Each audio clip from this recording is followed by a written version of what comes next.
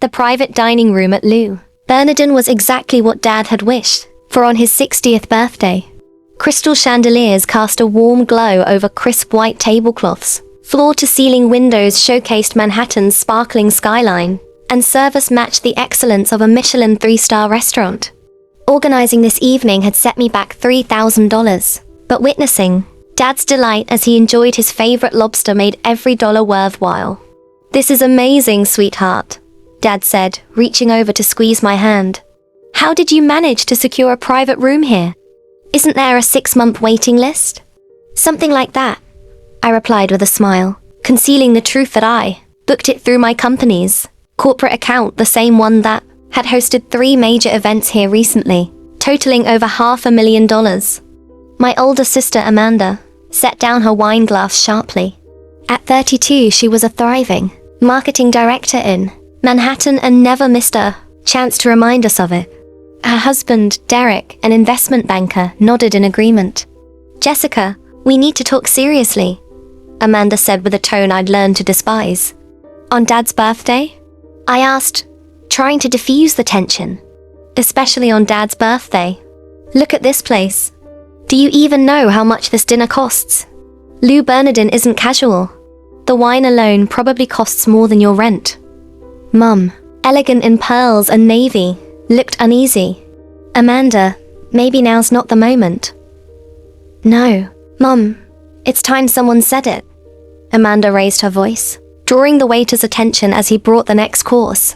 "Jessica's 26, living in a queen studio, working some consulting job no one understands. Yet she's constantly splurging on dinners, expensive gifts, as if she has money she clearly doesn't." "Do have money," I murmured. Derek laughed harshly. "Really? What's your annual income, Jessica?" "Amanda makes $180,000 plus bonuses. I take home $350,000. No real money," Amanda's voice echoed across the room. "Stop pretending you have money. It's embarrassing. You'll end up in debt trying to keep up." Michael, my 24-year-old freshly graduated brother, nodded seriously. "Amanda's right. Living in New York costs a fortune. A freelance consultant like you can't afford this." "Freelance consultant?" I genuinely asked. Amanda scoffed. "Whatever you do with computers. The point is, stop the delusion and live within your means. Dad's birthday should be at a chain restaurant, not Manhattan's priciest." Dad looked hurt. "This is too much." "Not for me," I said firmly. "This is exactly how I want to celebrate Dad's birthday." "With what money?" Amanda challenged. "Your credit cards must be maxed out. I'm not using credit cards." Derek pulled out his phone. "Let's settle this. Show us your bank balance. Prove you have money." "Derek, that's inappropriate," Mom warned. "No, it's necessary," Amanda insisted. "Jessica needs a reality check before she ruins her finances trying to impress." I looked around at my family, the people who'd loved and supported me through college, now convinced I was financially reckless. "You really think I can't afford this?" I asked. "We know you can't," Amanda said. "Are you ready to admit it?" The waiter arrived with dessert, Dad's favorite chocolate souffle. He tried not to overhear the tense conversation. I reached into my purse. "Let me prove you right." I pulled out my black American Express Centurion card, a titanium card with a $10,000 annual fee and no spending limit. "Oh, please." Amanda rolled her eyes. "A black card? How much did you pay for that fake?" "It's not fake," I said as Derek exaggerated patience. "Real Centurion cards require $250,000 in annual charges. They don't give them away." I handed the card professionally to the waiter. "Full bill, please." Amanda shook her head. "This is what I mean. Fake cards to look successful. You know the penalties? It's not fraud." Michael laughed. "Then why look so nervous? You look ready to be sick." I wasn't nervous about the card faking, but its inevitable decline for a reason my family would never expect. 5 minutes later, the waiter returned apologetically. "Ms. Anderson, there's an issue with your card." Silence. "An issue?" "It was declined. Would you like to try another payment?" Amanda burst into laughter. Your fake black card got declined? Priceless. Derek joined in.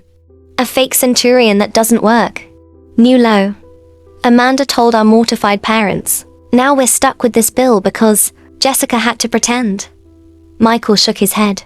Jess, this is messed up fake credit cards. Lies. I wasn't lying, I whispered, but their laughter drowned me out. The waiter quietly asked, Shall I bring the bill to someone else? Just a minute, I said, pulling out my phone. What are you doing? Amanda giggled. Calling your credit card company about the fake card. Suddenly, a man in an expensive suit hurried in. Thomas Chin, the restaurant's general manager, whom I'd worked with on big catering events. Ms. Anderson, I'm sorry. I heard about the payment. The laughter stopped. Thomas, is there a problem? No system issue, he said. We still owe you $500,000 from last month's catering. Your card declined because accounting flagged it. We can't charge someone we owe. Silence enveloped the table. The soft jazz, silverware clinks, murmurs from other tables faded. $500,000, Dad whispered. From Morrison Industries gala, Goldman Sachs dinner, United Nations reception, all via your company, Anderson Events. Payments are on hold pending quarterly review. That's fine, Thomas. Comp tonight's dinner to the balance. Of course, Miss Anderson. He hurried off, leaving stunned silence. Your company? Mom asked slowly. Event planning and catering company I built over 4 years, I said. Derek stared as if I'd sprouted a second head. You own it? I own the largest luxury event company on the East Coast. Corporate galas, private parties, weddings, cultural events for high net worth, clients and Fortune 500s. You said you were a consultant, Michael said. I consult in event planning. Technically accurate. Amanda paled. How big? I opened my banking app. Last year's revenue, $47 million. This year projected $68 million. $68 million, Dad breathed. Our clients, 12 Fortune 100 companies, 43 high net worth individuals, over $50 million in assets. Exclusive planners for UN, Metropolitan Museum of Art, New York Philharmonic. The charity gala Mom attended last month. I planned it. Derek urgently typed, Anderson Events. Holy Jessica Anderson, the Jessica Anderson. I don't know if I am, I said. Forbes 30 under 30 NY's top event planner. Estimated net worth, $28 million. Last quarter. Amanda's face turned green. $28 million plus business, real estate, investments. But you live in Queens, Michael added. I have a penthouse in Long Island City overlooking Manhattan. Building has heliport. Heliport? For easy trips to Hampton's events. The waiter returned with champagne. Compliments, Ms. Anderson. Manager Chin apologizes again. As glasses filled, silence held. My family absorbed the truth about the sister and daughter they thought they knew. I don't get it, Dad said finally. You're worth $28 million but hid it.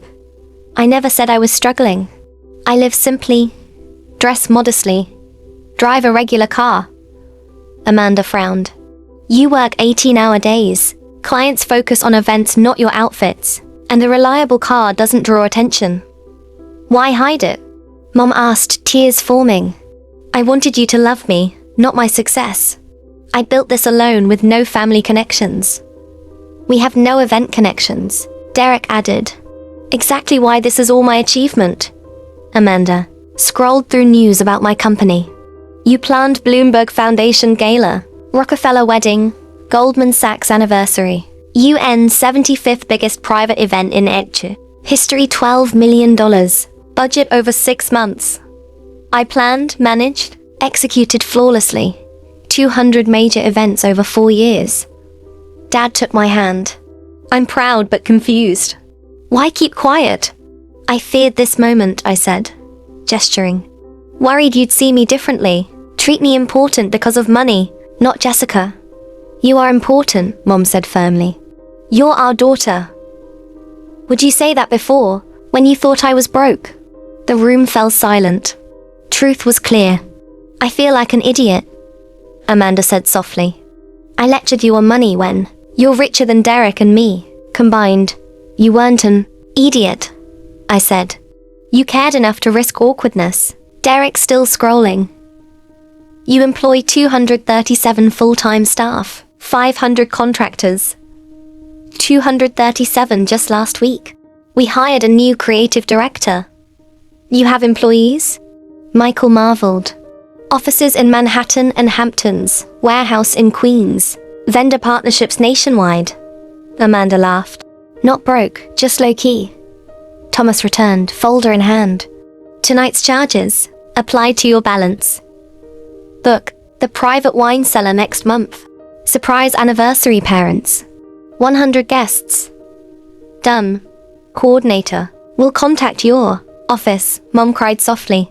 35 years deserves jazz trio. Favorite flowers, chocolate dessert. Cost? Dad murmured. I plan $12 million events. Your anniversary will be my top event. Cost no issue. Amanda, still in awe, because you're family. Dad raised glass. Hands shaking. To daughter Jessica, who keeps surprising us. To family, I said. And those who love you, even when they think you're reckless. To family, everyone echoed. Genuine laughter filled the room. Michael asked as we finished champagne. The declined black card reel? Centurion cards decline if merchant owes you more than you spend. Happens often. Amanda shook her head. Secret millionaire. Mom smiled. Are you happy? I looked around at the family who'd loved, worried, and supported me. I love my work, challenges, client satisfaction, logistics, and giving Dad this night. Dad smiled through tears. Best restaurant in New York, Amanda added dryly, especially since your kids worry about your money. Derek raised glass. To Jessica Anderson, event mogul, most successful we know. To Jessica, Mom corrected, who values family over secrets. As we left into cool Manhattan night, I knew some truths are worth the embarrassment. My family knew. That made everything real and meaningful. Amanda teased, next time, just say you're a millionaire. Deal, I laughed. But don't stop worrying about my money. I need my big sister. Always, she said with less public scolding. The walk was filled with stories, plans, and comfortable family talk. The best gift is being truly yourself, even if you're worth $28 million. If you enjoyed this video, please give it a thumbs up and don't forget to subscribe to the channel. Hit the notification bell so you never miss out on our latest stories and powerful scripts. Your support means the world to us and helps us bring you more content like this.